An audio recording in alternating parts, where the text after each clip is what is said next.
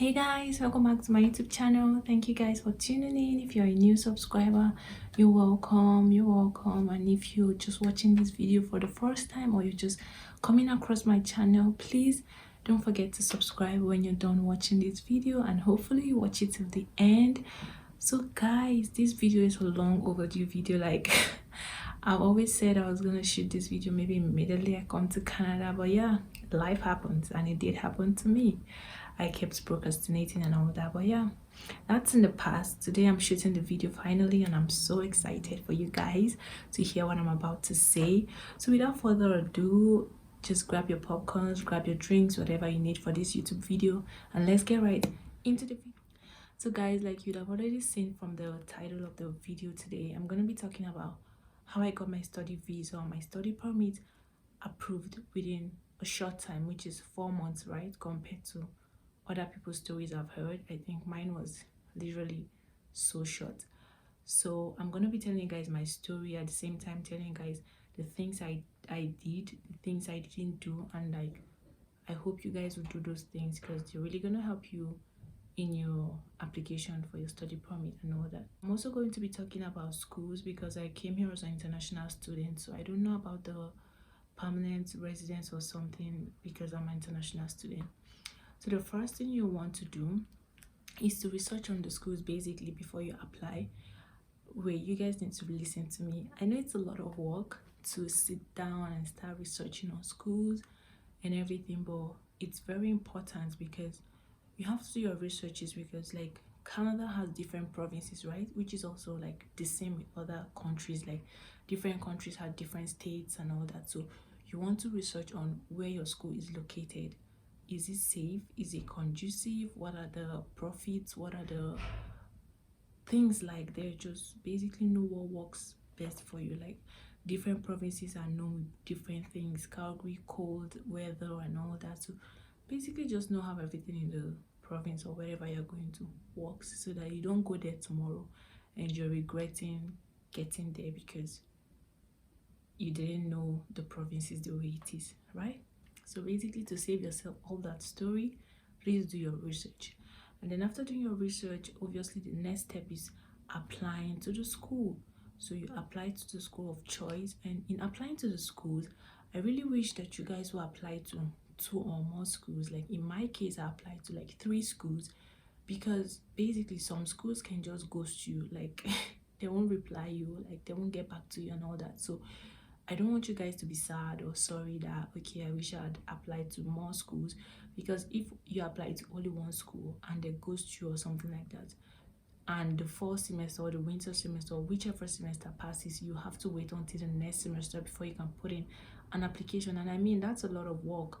So if you have the funds, if you have the money, you can apply to 1 or more school, 2 or more schools, sorry, and that will save you time.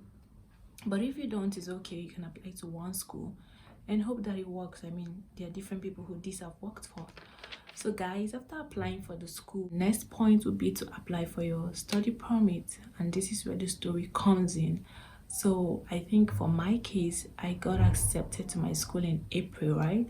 And then I put in for the study permit immediately. So I put in the study permit application like the end of April or something like that. So after putting in the application, I got an email from them and they told me I was eligible for the Nigerian Student Express. But we're going to go back. So after putting in my application, so what did I use to put in the application? I used my passport, my national passport. I used my birth certificate, my parents' bank statements. You're going to need that. I'm going to link the IRCC website here so that whatever you guys need to know, you can go there and you can know more from their website. So I put in my application and then I got an email from them telling me that I was eligible for the Nigerian Student Express, which basically helps you get your study visa or permit in like 2 weeks, right? That was what they sent to me.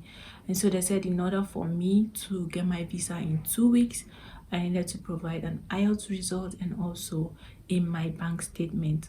So in my bank statement is slightly different from your normal bank statement because you would have to get the bank statement directly from your online bank. So you're not scanning anything or that of that sort. You just getting it directly from your bank and getting it sent to the embassy. So your bank legit sends your bank statement to the embassy. So I think they don't want us to scam them or something like that. But yeah, that's what my bank statement is. And then an IELTS result. An IELTS result is an English proficiency test. You take it, it has the writing, reading, and the listening test. So you take it, and then for an international student, I think their score is a 6.0, and then you submit those two documents, and then they'll process your application as like an express application, right? At least that was what I thought. But ladies and gentlemen, it was a scam. So I used the whole of May to get my IELTS and my bank statement ready. And mind you, they gave me a 30 days limit. So you have to submit your IELTS result test and your my bank statement before the elapsion of the 30 days. Because if the 30 days elapses, then they're gonna attend to your application as a normal application. So the ones that take like years and years and all that.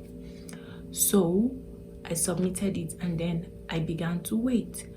So that is where the waiting period begins. Like it will be like you are waiting for, I don't know, just anything, but you wait, guys. You wait, because I was really dreading waiting, because I was like, well, my spirit, soul, and body are already in Canada. IRCC, please don't make me wait.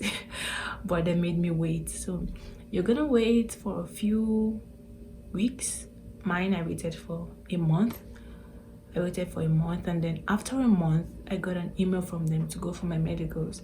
I think when you get an email to go for medicals, you're just literally packing your load to leave your country, because the medicals is almost like the last step. So they tell you to go for your medicals. I'll also link the website of where you can book your medicals. If you're in Nigeria, you book your medicals online, but if you're unable to get a slot online, you can also get a slot manually. So when I say manually, you can just email them. I'll try to look for their email and put it in the comment section, or in the whatever, in the box below. So you can just email them, and then when you send them an email, you explain your situation to them. You can tell them you are not finding any slots online and you need to do your medicals before the 30 days elapses. So for your medicals, you're also given a 30 days limit. So you explain to them, and they'll listen to you, and they'll book you in manually. So if you don't see a slot online, please don't panic. Send them an email, or you can go to their address directly and you can have your medicals booked. So I booked for my medicals, and I went for my medicals. Ladies and gentlemen, I literally sacrificed my whole day for my medicals. Yes, you heard right, my whole day. I mean, I thought it was a lie when people would say like you go for your medicals a whole day or something. It was true. I went there, I think by 8 a.m. and I came back by 4 p.m. ish, I think. And it was a lot. So they do the blood test and the urinary test and the x-ray and all that stuff, and then when you're done, you just go home. You don't need a result or something. So the medical center will send your result directly to the Canadian embassy. So that's what I did. And then I went back home and I started praying to pass the medicals. Guys, it's just from a roller coaster to a roller coaster to a roller coaster of emotions. So you're always praying to pass their test. So I passed my medicals. After 3 days, they sent me an email that I had passed my medicals, and I was waiting for the final reply, which was your original passport request. So after your medicals is the original passport request. So I went for my medicals on Tuesday, I passed my medicals on Friday, and then I got my original passport request on a Monday. So the next Monday, which was like 2 days after I got my original passport request, and so they asked me to submit my passport. So they don't tell you how you submit your passport. So I literally just went to a VFS office. A VFS office, I think, is a visa application office. It's in Abuja, and they have one in Lagos, I think. I went to the VFS office, and they told me that I don't submit passports here, that I had to go to a DHL office. So I had to go to DHL And then when I got to DHL, I gave them my passport. I gave them the letter that IRCC has sent to me. So I printed it out. And then I think I paid 2,500 naira or something like that. And then they sent my passport. So once your passport has been sent, you will get an email. IRCC will show you something on your portal that you can use to track the movement of your passport. Basically, the progress of your passport being stamped. So I was tracking it, and then I think after a week they told me it had been stamped and it was back in Abuja. So I was excited. I was carrying my shoulder to VFS office to go and collect my passport.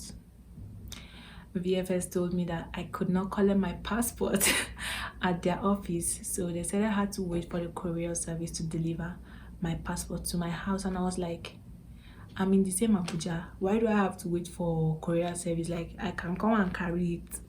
But no, guys, so I had to wait and all that. And then I think after a week or 3 days, I can't remember, the courier guy brought my passport, and I was so excited. I opened my passport, it was already stamped. So you don't get the study permit from your home country, you get a visa, and then you get to Canada, and then you get your study permit, which allows you to study and to work. And guys, when you get your study permit, make sure you read everything on it before you leave the airport. I know it can be a hassle, but please do read it, because on some people's study permit, it's written that they can only work in their school. So if you don't read it correctly to see that it's written, maybe you could work outside your school and in your school, it's gonna be a problem for you when you decide to get a job, because if it states you can only work within your school, then you can't work outside of your school. So make sure it's written there that you can work both in and out of your school, because the processes to get it reversed is a long process. So make sure you read it and then you give it to them there and there if it's not written correctly. So guys, that was basically all I did, and here I am in Canada trying to enjoy my life. And hopefully you guys found this video helpful. Please don't forget to like, to share, and to subscribe. If you think I'm not being elaborate enough, or I have not explained something that has been on your mind, your question or something, you can always ask me in the comment section and I'll answer you guys. Thank you so much for the love and support. You can also comment below the kind of videos you would like to see on this YouTube channel, and I will try my possible best to shoot those videos and post them up for you guys. So thank you guys so much. I'm so excited that I finally shot this YouTube video. Thank you, and see you guys soon. Bye.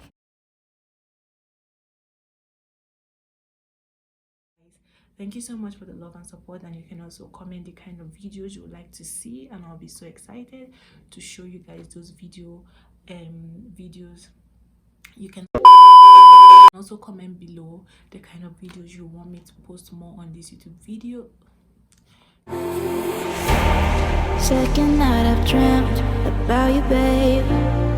I don't know how I should tell you.